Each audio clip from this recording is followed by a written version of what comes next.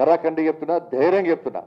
ఒక భారతీయ జనతా పార్టీ కార్యకర్తగా, ఒక భారతీయ జనతా పార్టీ నాయకునిగా ఇవాళ ఎంఐఎం పార్టీకి ఇలా హెచ్చరిస్తున్నాను నేను.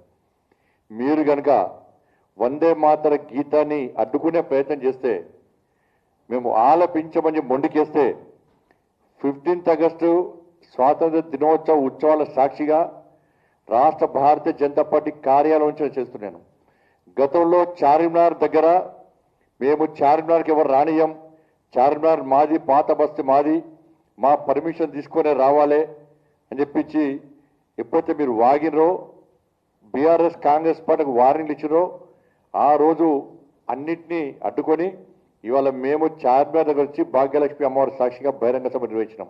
ఇవాళ మళ్ళీ చెప్తున్నా, మీరు కనుక వందే మాత్రాన్ని అడ్డగిస్తే, వందే మాత్ర గీతాన్ని ఒప్పుకోకుంటే, పార్లమెంట్లో చేసే చట్టాన్ని అతిక్రమిస్తామంటే ఇలా భారతీయ జనతా పార్టీ ఆధ్వర్యంలో లక్షలాది మంది కార్యకర్తలను చార్మినార్ తీసుకొచ్చి భాగ్యలక్ష్మి అమ్మవారి సాక్షిగా సామూహికంగా వందే మాత్ర గీతాన్ని ఆలపించే కార్యక్రమాన్ని నేనే నిర్వహిస్తా.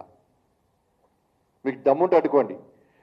మేము సామూహికంగా లక్షలాది మంది కార్యకర్తలు, భారతీయ జనతా పార్టీ కార్యకర్తలు సామూహికంగా వందే మాత్ర గీతం ఆలపిస్తుంటే మీ చెవులలో దూదులు పెట్టుకున్నా కూడా మీకు వినిపించే విధంగా మేము కార్యక్రమాన్ని నిర్వహిస్తాం. కాంగ్రెస్ పార్టీ కానీ మీరు కానీ ఎట్లా అడ్డుకుంటారో మేము కూడా ఇస్తాం. నేను సవాల్ చేస్తున్నా, అడ్డుకునే దమ్ముంటే మీరు అడ్డుకోండి. ధైర్యంగా భారతీయ జనతా పార్టీ కార్యకర్తలు భారతీయ జనతా పార్టీ జెండా పట్టుకుంటాం, కాసేపు జెండా పట్టుకుంటాం, త్రివర్ణ పతాక జెండా పట్టుకుంటాం, వందే మాతర గీత్, వందే మాతరం అంటూ, భారత్ మాతాకి జై అంటూ, జై శ్రీరామ్ అంటూ చార్మినార్కి చేరుకుంటాం. భాగ్యలక్ష్మి అమ్మవారి సాక్షిగా సామూహికంగా లక్షలాది మంది కార్యకర్తలతోని వందే మాతర గీతాన్ని ఆలపిస్తామని చెప్పి ఈ సందర్భంగా హెచ్చరిస్తున్నాం.